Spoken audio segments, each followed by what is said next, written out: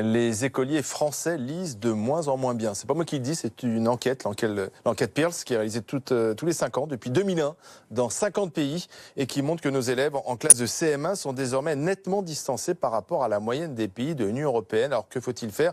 Jean-Michel Blanquer a lancé quelques pistes aujourd'hui. Le ministre de l'Éducation veut notamment imposer une dictée par jour à l'école. Est-ce la solution?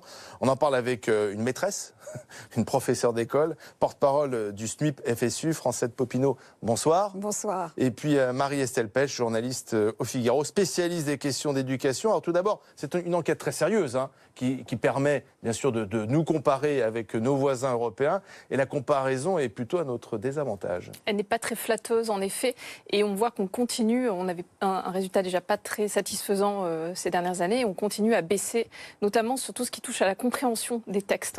Les textes un petit peu longs, les élèves français de CM2 ont du mal à les comprendre. Donc c'est un recul.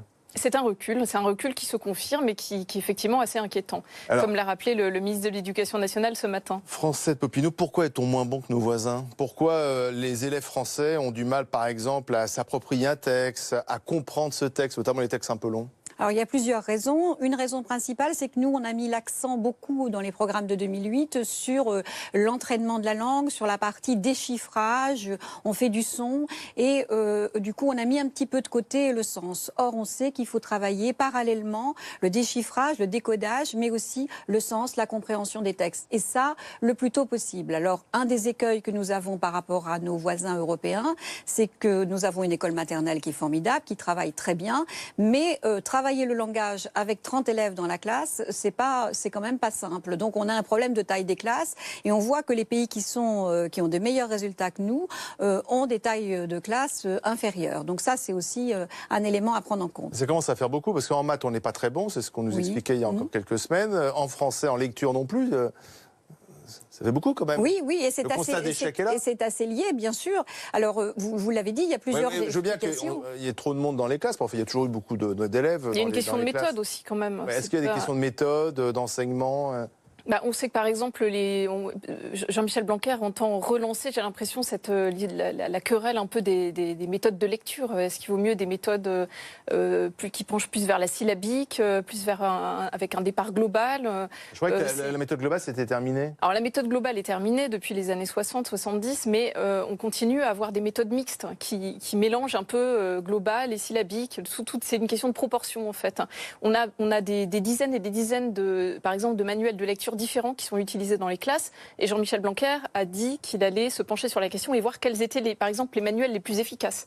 Et il y a un conseil scientifique qui va être nommé en janvier, avec notamment des neuroscientifiques qui vont essayer de voir ce qu'il y a de plus efficace sur les enfants, ce qui est le plus efficace pour les enfants. Il faut revoir les manuels, la façon d'enseigner. Alors, il faut d'abord, il faut bien connaître l'école, c'est-à-dire qu'à l'école, on ne part pas le matin en se disant tiens, quel manuel je vais utiliser aujourd'hui. On a quand même des équipes pédagogiques qui nous donnent des indications sur les manuels à utiliser. Donc peut-être que ces équipes pédagogiques se sont trompées si on arrive à ce résultat. Non, je ne pense pas que depuis 15 ans, tout le monde se fourvoie et que tous les maîtres de France ne sont pas en capacité de faire lire les élèves. Je pense qu'on a plusieurs indicateurs, donc il faut bien lire ces évaluations. Quand on parle de la méthode syllabique, justement, on n'interroge pas là le déchiffrage. Là, Pearls nous dit c'est la compréhension qui pose problème. On sait tout de même qu'en primaire, par exemple, les enfants n'écrivent pas assez. On multiplie les photocopies, on n'écrit pas assez les consignes, par exemple. Pas assez de rédaction. Pas assez de rédaction. On ne lit pas suffisamment à haute voix aussi. Ça, c'est une enquête de Roland Guigou, une enquête Somme qui a été publiée en 2015, qui montre que les enfants, effectivement, on a perdu cette habitude de parler à haute voix, d'annoncer à haute voix. À l'école, dans ma génération, on lisait à haute voix à l'école des textes, ce qui permettait d'être repris si on n'arrivait pas à bien lire ce texte. Là aussi, il ne faut pas rêver à l'école d'autrefois qui fabriquait aussi des enfants qui n'entraient pas au collège. Donc il faut aussi voir ce que réussit notre école. Mais j'ai l'impression que finalement vous dites continuons comme avant, non, mais ça marche pas, mais on continue. Non, on ne dit pas cela. On ne dit pas cela parce que nous disons justement l'inverse depuis un certain temps, puisque nous avons nous aussi un projet pour l'école. Et ce projet, il s'appuie aussi sur une formation solide des enseignants, formation initiale, formation continue. Il s'appuie je l'ai dit, sur la taille des classes, parce que ce sont des éléments importants. Et il s'appuie aussi sur des aides qui peuvent être apportées aux enseignants dans la classe, parce que nous accueillons aujourd'hui, et c'est tout à fait normal, tous les enfants de ce pays, y compris les enfants allophones, y compris les enfants en situation de handicap, et que l'école d'aujourd'hui n'est pas l'école d'hier, et qu'on ne peut pas la faire de la même manière. Donc il faut aussi qu'il y ait des accompagnements dans l'école. Il y a la question de la dictée, effectivement. Est-ce que c'est une bonne idée de revenir à la dictée une fois par jour? Alors, ce qui est certain, c'est que c'est un exercice intéressant, la dictée. Et puis, quand on parle à nouveau de l'écrit, quand on dit que les enfants n'écrivent pas assez, il faut savoir que, selon cette même étude qui date de 2015 dont je parlais tout à l'heure, on a 5 minutes d'écrit par semaine, 5 minutes de dictée dans une classe et 55 minutes dans une autre. Donc on voit que la pratique est vraiment très diverse d'une classe à l'autre. Certains enseignants, encore beaucoup d'enseignants utilisent la dictée, peut-être pas au quotidien, mais au moins de façon hebdomadaire dans les classes. Et puis certains l'utilisent très peu. Et c'est un exercice intéressant qui permet de faire travailler la main, d'écrire, de mémoriser aussi certains mots. Et donc Jean-Michel Blanquer a sans doute raison d'en parler. Maintenant, c'est pas non plus la solution miracle, il faut faire attention.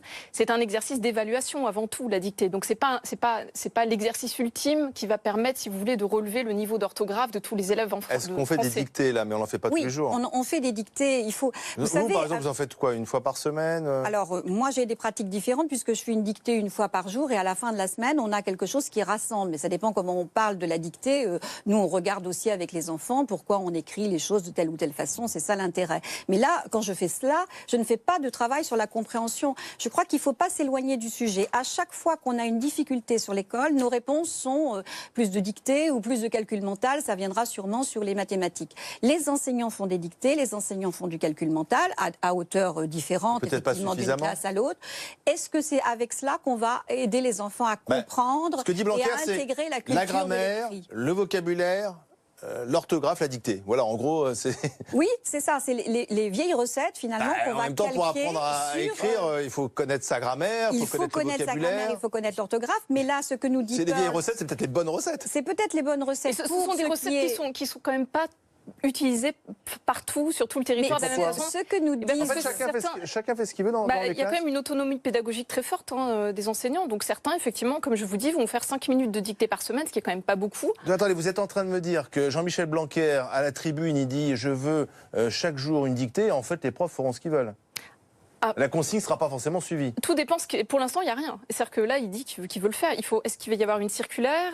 Comment va-t-il même si la circulaire passe, est-ce que parce qu'il y a une liberté pédagogique finalement accordée aux professeurs des écoles?